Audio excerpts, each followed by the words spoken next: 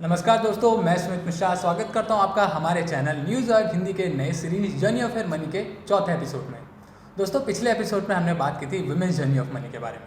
वो हमने उन महिलाओं के बारे में बात की थी जो कि हाउसवाइफ्स हैं और जो डेली वेजेस पे काम करते हैं। इस एपिसोड में हम बात करने वाले हैं उन महिलाओं के बारे में जो कि वर्किंग क्लास हैं। वर्किंग क्लास वुमेन अपने पैसे को किस तरह से सेफ, सिक्योर और ग्रो कर सकते हैं, इस एपिसोड में हम उस बारे में बात करने वाले हैं। दोस्तों, इसी बारे में बात करने के लिए हमारे साथ हमारे दो एक्सपर्ट मिस्टर प्रतीक तोषनीवाल जी जुड़े हुए हैं जो कि सीए और फाइनेंशियल एडवाइज़र हैं, और मिसेस शुभांगी तोषनीवाल जी जुड़ी हुई हैं जो कि सीए और फाइनेंशियल एडवाइज़र हैं। शुभांगी जी, सबसे पहले मैं आपको वेलकम करना चाहूँगा हमारे चैनल न्यूज़ अर्ग हिंदी पर आप जुड़ी। पहला सवाल मेरा ये रहेगा कि एक working class women they know how to expend, उन्हें खर्चा किस तरह करना है वो पता है, बट मोस्ट ऑफ उन्हें नहीं पता कि पैसे को सेव और सिक्योर कैसे रखें। तो फाइनेंशियल प्लानिंग किस तरह से की जा सकती है? Thank you for the question Sumit ji. इसमें बहुत सरल एक हम लोग फॉर्मूला बताते हैं हर लेडी को। सो फाइनेंशियल प्लानिंग में हम एक सिंपल फंडामेंटल फॉलो करते हैं, इसको हम 60-40 रूल बोलते हैं। यानी कि आप 60% ऑफ आपकी इनकम खर्चिए और 40% सेव करिए। अब जैसे फॉर एग्जांपल आप 100 रुपीज़ कमाते हैं तो उसमें 20 to 30 रुपीज़ आपके घर के खर्चे में रख सकते हैं, 20-30 रुपीज़ आपके चिल्ड्रन के एजुकेशन में रख सकते हैं, तो आपके पास बचते हैं 40 रुपीज़। अब उस 40 रुपीज़ को आप इस तरह से इन्वेस्ट करिए कि कभी आपके खर्चे बढ़े तो आप उनको उस इन्वेस्टमेंट से बचा सकें, उनको कवर अप कर सकें। इसलिए इम्पॉर्टेंट होता है कि हम साथ में इन्वेस्ट भी करते चलें ताकि हम अपने खर्चों को सिक्योर करके चलें। तो इसमें भी 40% जो हम सेव कर रहे हैं उसको भी हम अलग अलग बकेट्स में डाल सकते हैं अपने अपने रिस्क के हिसाब से। जब आपकी इनकम कम हो तो हम हमेशा सजेस्ट करते हैं कि आप थोड़े लेस रिस्की वेंचर्स पे जाइए, पर जैसे जैसे आपकी इनकम बढ़ती जाए आप उसे थोड़े ज़्यादा रिस्की वेंचर्स में भी डाल सकते हैं। फाइनेंशियल प्लानिंग की बात आगे ले जाते हुए मैं प्रतीक जी आपसे पूछना चाहूँगा कि एक हस्बैंड महिला को यानी अपनी वाइफ को किस तरह से सपोर्ट कर सकता है? Thank you Sumit ji, thank you news आयोग ये अपॉर्चुनिटी के लिए।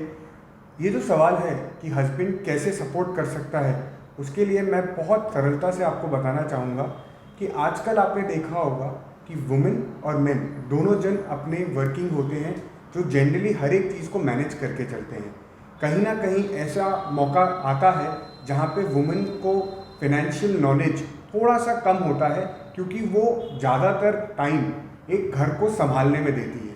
तो अगर उसके साथ साथ वो हस्बैंड्स के साथ थोड़ा टाइम व्यतीत करे या उस पर थोड़ा स्पेंड करे टाइम, जिसमें वो कहीं ना कहीं अपने फ्यूचर की प्लानिंग कर सके, इस तरीके से दोनों जन हाथ में हाथ मिलाकर एक इन्वेस्टमेंट और इंश्योरेंस की तरह एक फ्यूचर सिक्योर कर सकते हैं। प्रतीक जी और शुभांगी जी, आपने बात की इन्वेस्टमेंट के बारे में, तो शुभांगी जी मैं आपसे पूछना चाहूँगा कि एक महिला के लिए इन्वेस्टमेंट के लिए क्या क्या अपॉर्चुनिटीज़ होती हैं? देखिए सुमित जी, इन्वेस्टमेंट की तो हमारे पास बहुत अपॉर्चुनिटीज़ होती है। खासकर अगर एजुकेटेड वुमेन है तो उनके पास काउंटलेस नंबर ऑफ़ अपॉर्चुनिटीज़ है। इसमें हम हमेशा इनकरेज करते हैं कि आप जो भी चीज़ में इन्वेस्ट करें उसमें एक डिसिप्लिन मेंटेन करें, क्योंकि डिसिप्लिनरी तरीके से इन्वेस्ट करेंगे तो आपका इन्वेस्टमेंट बहुत सिस्टमैटिकली ग्रो होगा।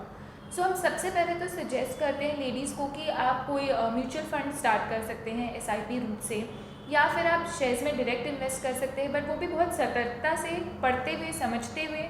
आप बॉन्ड्स में इन्वेस्ट कर सकते हैं, आप फिक्स डिपॉजिट्स बना सकते हैं। इसके साथ साथ गोल्ड भी एक बहुत अट्रैक्टिव तरीका है इन्वेस्ट करने का। शुभांगी जी, आपने बात की गोल्ड के बारे में। ऐसा माना जाता है कि गोल्ड और वुमेन एक काफ़ी अच्छे दोस्त होते हैं, है ना? तो गोल्ड में किस तरह इन्वेस्ट कर सकते हैं? इसके बारे में हमें काफ़ी क्वेरीज आती है बिकॉज लेडीज़ नॉर्मली गोल्ड को गोल्ड ज्वेलरी से कनेक्ट कर लेते हैं, जिसको हम एक्सपेंडिचर मानते हैं। एक्चुअली गोल्ड में अगर आपको इन्वेस्ट करना है तो उसके और बहुत तरीके हैं।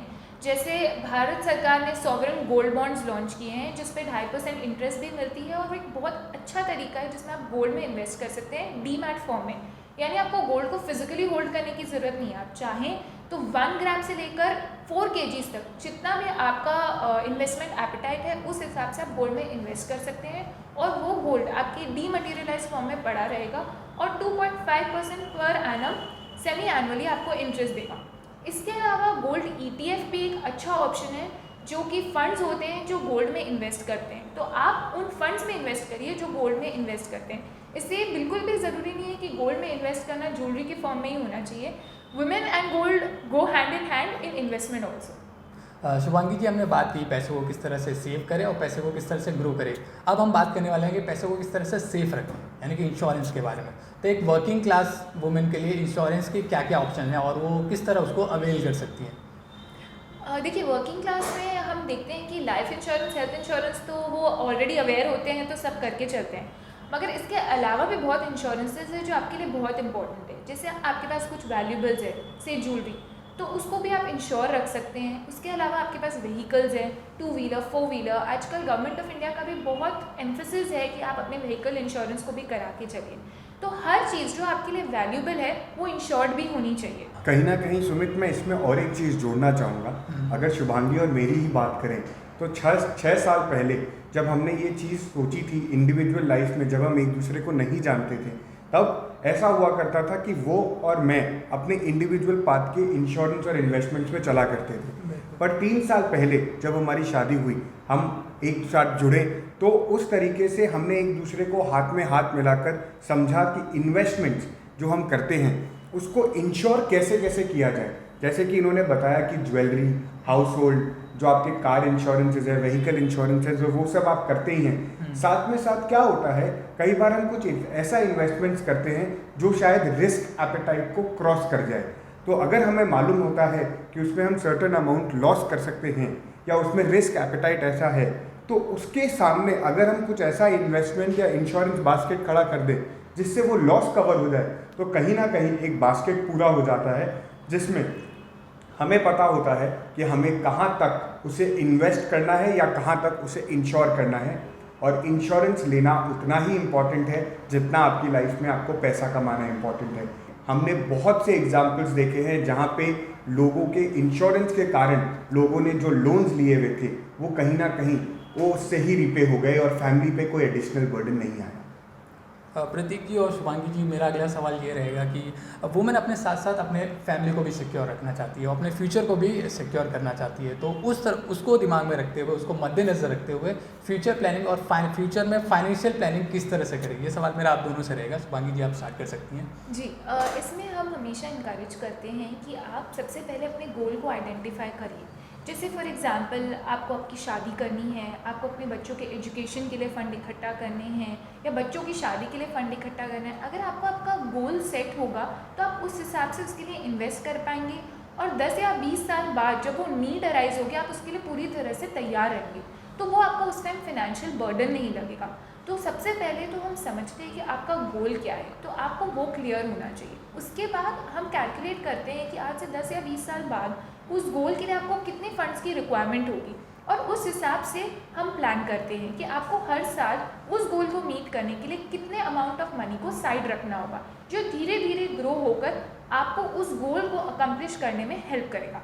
इसी में मैं सिर्फ ये चीज़ कहना चाहूँगा कि हमने 3 एज क्राइटेरियाज को डिफाइन किया गया है। जनरली आप देखते हैं कि बच्चा जब 16 से 18 साल का हो जाता है तो एजुकेशन के लिए पैसा चाहिए होता है, डिपेंडिंग उसको क्या लेना है, क्या सब्जेक्ट परस्यू करना है।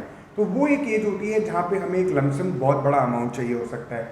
नेक्स्ट एज पैकेट जो होता है वो होता है 24 से 26 का, जब वेडिंग एज होती है, तब वहाँ पे उस खर्चों को मीट करने के लिए हमें वो पैसों की ज़रूरत होती है। और जो तीसरा पड़ाव आता है जो होता है हमारे इंडिविजुअल सेल्फ के लिए, 2 जगह तो हमने अपने बच्चों को सिक्योर कर दिया, तीसरी जगह क्योंकि बच्चा जब अपनी लाइफ में आगे बढ़ता है ज़रूरी नहीं है कि वो उसी बिजनेस स्पीड से ग्रो करे। तो अगर हम अपने लिए at the age of 50 to 55 कुछ इन्वेस्टमेंट्स ऐसे करें जहाँ पे हमें रिटर्न आए एट दैट एज, तो हमारी जो जर्नी होती है, सेकेंड इनिंग्स हम जिसे बोलते हैं, वो बहुत अच्छे से निकल सकती है। तो ये तो 3 एज ब्रैकेट्स मैंने आपको बताए, यहाँ पे जो प्लानिंग होती है वो बहुत ही ज़्यादा इम्पॉर्टेंट होती है। शुभांगी जी, हम बात कर रहे हैं पैसे को किस तरह से सिक्योर रखें, तो बात आती है फ्रॉड के बारे में। फ्रॉड के लिए ऐसा माना जाता है कि एक महिला सॉफ्ट टारगेट होती है फ्रॉड के लिए, उन्हें फ्रॉड कॉल्स आते हैं, अर्जेंट कॉल्स आते हैं, तो एक महिला फ्रॉड से किस तरह से बच सकती है? सुमित जी, देखिए, इसके लिए अभी तो काफ़ी एंडेवर्स लिए गए हैं। हर जगह ये बोला जाता है कि आप अपना पिन नंबर मत शेयर करिए, अपना बैंक डिटेल्स मत शेयर करिए। बट हाँ, आपने सही बोला कि काफ़ी फ्रॉडस्टर्स इस चीज़ का फ़ायदा उठाते हैं फ़ोन कॉल्स, ईमेल्स के थ्रू। तो सबसे इम्पॉर्टेंट इसमें ये होता है कि आपको अवेयर होना कि मुझे अपना बैंक डिटेल, अपने ATM कार्ड की details, debit card, credit card, कोई भी फाइनेंशियल डिटेल्स बहुत सोच समझ के सामने वाले को देना चाहिए। इस केस में मैं हमेशा सजेस्ट करूँगी कि आप अपने हस्बैंड, फादर, ब्रदर किसी से भी हेल्प लीजिए या कोई फाइनेंशियल एक्सपर्ट से हेल्प लीजिए अगर कोई आपसे ये सब डिटेल्स मांग रहा है तो। आजकल हर जगह हर बैंक ये मेल हमेशा भेजती है that we do not ask you for your ATM pin और पर्सनल डिटेल्स। इस चीज़ पे हमेशा ध्यान रखिए क्योंकि ये कभी भी नहीं रिक्वायर्ड होता कहीं पे भी फर्निश करने के लिए। हमने ये भी देखा है कि लोग फ़ोन करके बोलते हैं कि आपकी कुछ किस्तें पेंडिंग है, कभी लोन की किस्तें पेंडिंग है, इंश्योरेंस का प्रीमियम पे करना पेंडिंग है, आप अभी इमीडिएटली पे करिए, मैं अभी आपको लिंक भेजता हूँ। तो इसमें ज़रूरी है कि हम सावधान रहें, इस तरह के फ़ोन कॉल से बचें। पहले किसी से पूछिए, डिस्कस करिए, आप अपने खुद के प्रीमियम के पॉलिसीज़ के डॉक्यूमेंट्स देखिए, इंश्योरेंस रिसीट्स देखिए, जो आपके साथ है, आपके को बडी हैं, हस्बैंड हैं, उनसे डिस्कस करिए कि क्या ये सच में पेमेंट पेंडिंग है और सोच समझ कर उस लिंक पे क्लिक करिए क्योंकि कई बार आपके फ़ोन, लैपटॉप्स हैक हो जाते हैं एंड वो आपके मनी के लिए बिल्कुल भी सेफ़ नहीं है। मैंने सुमित ये भी देखा है, वक्त आपका बहुत अच्छा दोस्त होता है। कभी ऐसे जब कॉल्स आते हैं तो ऐसा कोई ज़रूरी नहीं है कि वो लास्ट डे ही हो आपके पेमेंट का। इसके लिए आप उसके लिए पहले 5 मिनट उनसे समझिए कि वो क्या चीज़ के पेमेंट की बात कर रहे हैं। उस पेमेंट को पूरा नोट डाउन करने के बाद, जैसे कि इन्होंने बताया, अपने को-बडी या अपने पार्टनर से डिस्कस करिए या अपने भाई और फादर से डिस्कस करिए कि क्या वो पेमेंट हमारे रिलेटेड है भी या नहीं। और उसके बाद उसकी इन्फॉर्मेशन जब पूरी वेरीफाई हो जाए उसके बाद ही उसका पेमेंट करें, क्योंकि क्रेडिट कार्ड के पेमेंट भी हम जब करते हैं ना तो उसके लिए भी हमें 15 दिन का क्रेडिट मिलता है। तो क्यों ना उस टाइम को हम यूटिलाइज करें और अच्छे से समझ कर उसका आगे इंश्योरेंस या इन्वेस्टमेंट की जो भी हमारी किस्तें हैं उसको समझ कर हम पे करें।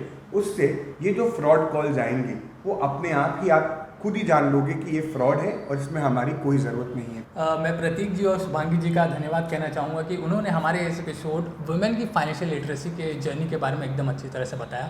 दोस्तों, अगर आपको इस एपिसोड में से कोई क्वेरी या कोई भी क्वेश्चन हो तो आप हमें कमेंट करके ज़रूर बताएं और हमारे चैनल को लाइक, सब्सक्राइब और शेयर ज़रूर करें। तब तक के लिए मैं सुमित मिश्रा लेता हूँ आपसे अलविदा। मिलते हैं आपको हमारे अगले एपिसोड में। धन्यवाद।